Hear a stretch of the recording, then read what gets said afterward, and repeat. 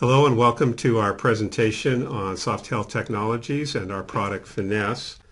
My name's Tom Berryman and with me here is Jenna Anderson, and we're going to be telling you the story of the company today. We're going to be kind of going back and forth on the various aspects of the company. So let me hand it off to Jenna at this point.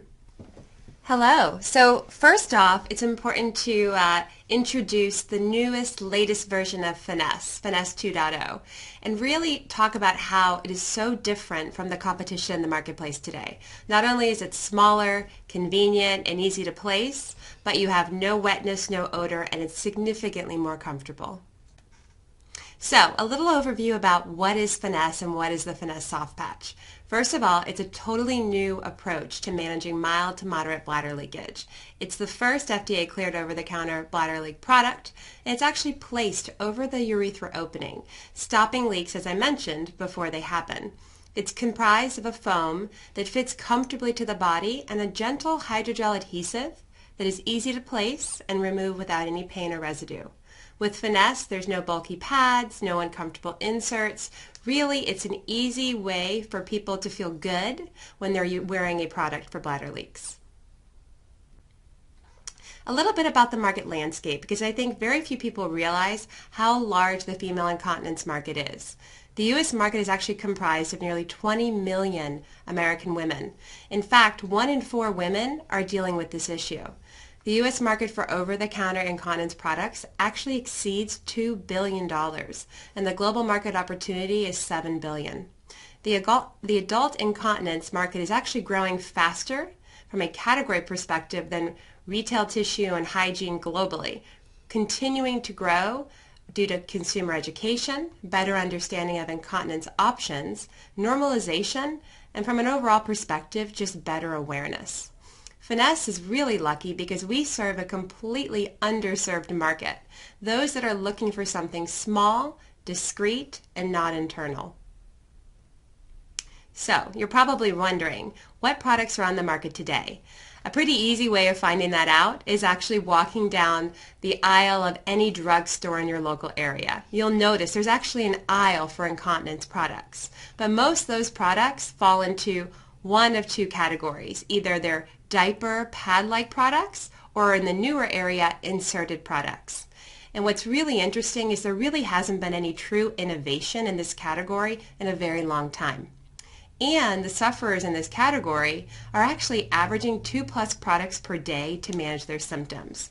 But probably better yet, 1 in 3 are actually experiencing a product failure every week. The current options, as I mentioned, absorbent, insertable, or at the very end of the spectrum, if things truly are failing on a regular basis, surgery. None of these options take into account the lifestyle impact of dealing with incontinence, something that we really took to heart when this product was developed. The category also is currently dominated by large companies you probably know, like P&G and Kimberly-Clark. It is ripe for disruption. We've seen this type of disruption in the CPG category quite a bit over the past 5 years. Another thing I'll point out, really where we differentiate, is convenience and discretion were key things that we thought about when developing this product and things that we utilize to market it through online channels. So, a little bit about our solution and our success to date. First of all, it's first of its kind, and we've actually already sold 20,000 plus online purchasers and 450,000 units sold to date. As I mentioned, it's placed over the urethra opening, and that's actually the area in the female anatomy where urine comes out. It's a specifically designed hydrogel adhesive that helps it gently stay in place and doesn't move during physical activities like jumping, coughing, sneezing, CrossFit, yoga, all the common things you could think about. When increased abdominal pressure is placed over the bladder during fits of allergies or a Pilates class, Finess prevents any urine from escaping and keeps you dry during that entire experience. So women no longer need to walk around with wet underwear or bulky pads. They can resume the activities they were doing before this issue was taking part in their lives. With Finess, people can live more, worry less, and laugh often. So just a few customer satisfaction quotes, and I won't belabor them, but I'll tell you some of the things to point out is you'll hear women, and if you go onto our website, you can also see a lot of these quotes talking about the tremendous impact the product had on their life. Most importantly, it allowed them to get back to doing the activities they enjoy, like running, playing with their kids, enjoying a night out with their friends, without having to worry about odor, which you get when you're wearing a pad, or wetness. And the last slide before I turn it over to Tom to talk a little bit about the history of Finess is to show you how we stack up against a common competition. Again, these are major brands, Poise and Always. And key things I think that are important to point out here are, one, we're the only one in our category that actually stops leaks and isn't inserted. We're also at a very competitive price from a unit perspective, but better yet, we take up significantly less shelf space compared to our competitors. So with that, I will turn it over to Tom to take you through the Finess journey. So I'm going to take you back to the beginning of the company and then forward to where we are today developmentally with product. So the company was actually founded in 2013, but its history goes back quite a bit further. The product itself, Finess, was developed a number of years ago in a venture capital funded startup that I was part of that was focused principally on issues in male urology. This technology was licensed out and through a series of transactions ended up in the hands of a large company that never commercialized it further. In 2013, I approached that company and negotiated a licensing deal mainly to secure regulatory rights. I then pulled together a team and the initial funding to recreate the product that we had proved in substantial clinical testing to work so well. Now, one of the big motivators for me was that it was very evident that this market had been unchallenged for decades. As Jenna said earlier, you walk down the aisle at CVS and you see all this product and it looks like the 1980s in there. And I really believe that today's consumer would not be satisfied with solutions that her mom accepted, and further that she could be reached using new tools that didn't exist not all that many years ago. So then we set out to introduce this and test this belief. So when we first entered the market, frankly, we struggled for several months to get ourselves in front of our target customer online. And then we discovered her, or thought we did, spending a lot of time on Facebook. We started advertising there and started quickly seeing a healthy sales ramp. But whereas I thought our sweet spot was going to be in the early to mid-50s postmenopausal active woman, our purchaser population was skewing a lot older, 2/3 of them over 65. Further, while she was on Facebook a great deal, it was almost entirely on a computer, not from a mobile device. And I became convinced that this would not be a sustainable market for us. This customer would be too stuck in their habits. Further, they were already very well understood and heavily marketed to by the dominant players, Kimberly-Clark and P&G. So it made more sense to us to capture the customer where the big guys aren't as focused and before she's really entered the category and developed a habit. So I made the difficult decision to do a reset of our entire approach.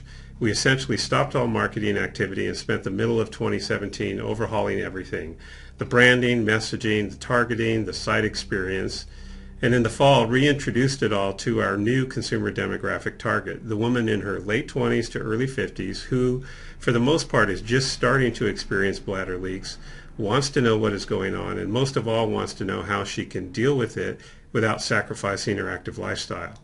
In addition, separately and concurrently, we embarked on a project where we challenged ourselves with the question, when Finess is successful, what are the competitors going to do? And then we proceeded to do it to ourselves. And this culminated in the introduction of the new generation of Finess, which we started shipping in early February. So the slide here gives you a graphical representation of what I just described. We implemented a drastic cutback on April 1st of last year and spent the next several months engaged in that reset process. We turned the new Finess site on in late September and then spent several weeks working through kinks on it and simultaneously rapidly iterating through new creative and new audience testing. We started seeing traction in late October and have watched it steadily climbing from there. Note also, besides the overall climb in sales, an important change in the channel mix. We've been bothered for some time by the proportion of volume coming through Amazon, where we have no control over the user experience, including helping the consumer understand how Finess works and self-identify as someone for whom Finess could be a good solution. So we deliberately set out to keep visitors on our site and make checkout there as easy as it is on Amazon. Once we got Amazon volume down to less than 20% of overall sales, and coincident with the launch of the new Finess in early February, we went dark on Amazon, removing our listings there. So far, sales have continued to climb, and indeed, we see evidence that we are retaining visitors to the Finess site who might otherwise jump over to Amazon. Now, we may eventually return to Amazon if we feel we can effectively control our brand image there. And at the same time, we are experimenting with other channels, the first being Zulily, where we've seen some promising results. Now, the pie charts shown here are great evidence of the success of our transition. If you look at November 16, about when I started feeling that we were going to have to consider doing the reset that I've described, nearly all of our order volume was from consumers sitting at a computer. We knew that when we shifted to the younger demographic, we could reach them on their mobile devices. The social media platforms make that fairly easy. What we didn't know was whether once we reached them, we could get them to come to our site and then proceed all the way through to purchase all on their smartphone. But as you can see on the pie chart on the right, by November 2017, we had completely flipped it, with phones now fully dominating not just site traffic, but conversions to purchase as well. And we know how they move through the Finess site and the sales funnel by the device make and model, by operating system, and so forth, enabling us to continually refine our engagement with them. This is all continuing as the sales are ramping at a very healthy pace. Finally, while sales are ramping, we are also seeing other important trends. First, our acquisition costs are declining steadily. Naturally, they run high in the early phases of commercialization. It's no different for us. But we are pleased with the downward trend we're seeing, and it's slightly ahead of our goal for this point in the year. Secondly, we have seen a very healthy increase in the proportion of sales coming from organic and direct traffic, climbing over the last several months from less than 10% to 35% of orders in February. We believe this to be attributable both to our increased efforts in facilitating blogger and influencer content generation and to our own on-site content that is increasingly showing up prominently in common search phrases. So we're on to a new trajectory now, and I'm going to let Jenna talk about that. Yeah, thank you, Tom. So you're probably wondering, who are our Finess buyers? What do they look like, and why are they buying the product? So first, let me give you a little bit about their history and their age. So most of our buyers, 40% exactly, have been suffering with this issue for more than 6 years. It's a chronic problem for them. The other half have been suffering for at least a year and upwards of 5 to 6 years. But more importantly, and probably the most important thing on this slide, is looking at our age mix.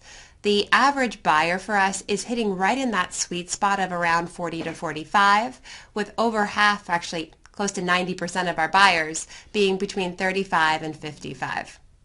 Taking it a step further, what are they currently using when they come to our site and decide to try Finess? Most of our buyers, 66%, are using, as I'd mentioned, those common name brands, the Poise, the Always, the brands that you would expect to see, and are choosing to switch from those products to ours because they're not currently satisfied with the results that they're getting. But an important thing to look at is why. Why are they trying our product and why are they unsatisfied? Two key things to check out on this slide are, first of all, when are they having their leakiest activities? As you would expect, common end of the spectrum is sneezing, coughing, laughing, but really what's making up a large percentage of these leak activities are physical activities, from running, exercising, lifting, all the way down to yoga and cycling.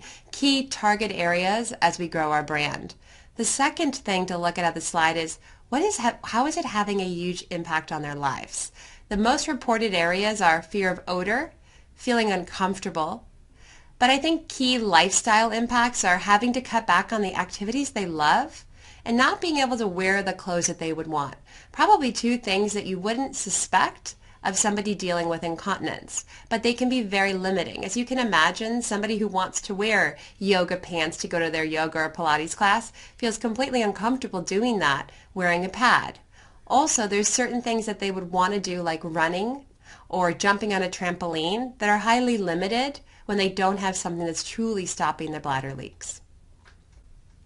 And sort of another key thing that I think is important to point out is what really drove them to try our product. What was the main reason? Top thing we hear is no wetness. They're really looking for a non-inserted product that doesn't have wetness in their underwear like would be associated with a pad. The second big thing we hear is it's discreet, it's small, people won't notice it. And tied for third is odor protection. Again, not having any urine in your underwear obviously prevents odor and is significantly more comfortable. These are all major selling points and differentiators for Finess. And probably the last and most important key thing to point out here before we turn it over and look at where are we going and the exciting trajectory we have is our willingness to recommend. More than 90% of people who basically were part of our research study said that they would recommend our product to a friend, which speaks volumes about the potential growth for the product as we truly get the word out. And with that, I will turn it over to Tom to take you through the future outlook. All right. So let's take a very brief look at the future. With all that we've just shared with you in the preceding slides, and with all that we've accomplished in the last year, we're very excited about the trajectory we are now on with Finess. Not only are we experiencing strong month-over-month top-line growth, but as well, we've driven down our production costs to a level that by the end of this year will enable gross margins that compare very favorably with the big players in the femcare space. Now here's a brief overview of our financial projections, and I'm happy to share more for those that are interested.